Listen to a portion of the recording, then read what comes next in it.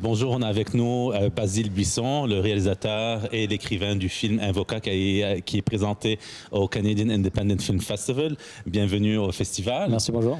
Est-ce que tu peux nous parler un petit peu de ton background de réalisateur et d'écrivain? Comment ça a commencé? Donc en fait, Invoca, c'est mon premier court-métrage en tant que réalisateur. Moi, là-bas, je suis plus, disons, directeur artistique et musicien. Mais la passion première, c'est le cinéma, donc tout peut se regrouper là. Et pour moi, c'est un bel exercice à faire. Donc c'est ça, quoi. Donc, tu as étudié en cinéma, j'imagine? Non, j'ai étudié en graphic design, moi. Ok, donc c'est beau. Donc, tu as appris. Donc, l'histoire, le script, tu l'as écrit en quelle année et comment ça a commencé? L'histoire, comment t'es venu aussi? En fait, pour moi, c'était comme je me suis mis un objectif de réaliser en un mois un court-métrage. Et la méthode, elle était plutôt organique, en fait. Comme j'étais chez moi tout seul, j'avais le setup, j'avais le matériel. Et en gros, c'est un peu expérimental comme façon de procéder. Je shootais des choses, je montais, je mettais de la musique et ça commençait à m'inspirer. Et en fait, l'histoire par elle-même, elle est venue. C'est venu. Ouais. Ah, ok, je comprends.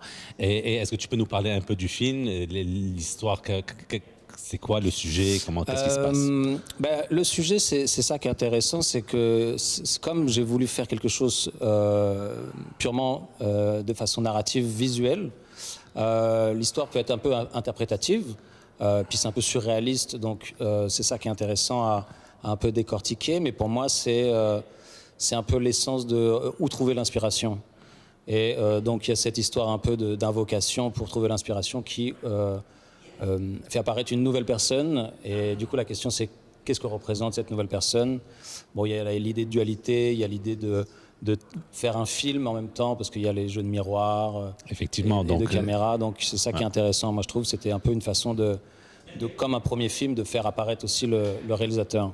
Je comprends. Et c'est ça, c'est ce jeu dans des miroirs où on a le personnage qui se retrouve, mais à faire autre chose dans le miroir. Et ça, c'est pas toujours facile à filmer le miroir dans le film. Et ça commence à procéder. Est-ce que c'était par effets spéciaux ou c'est vraiment...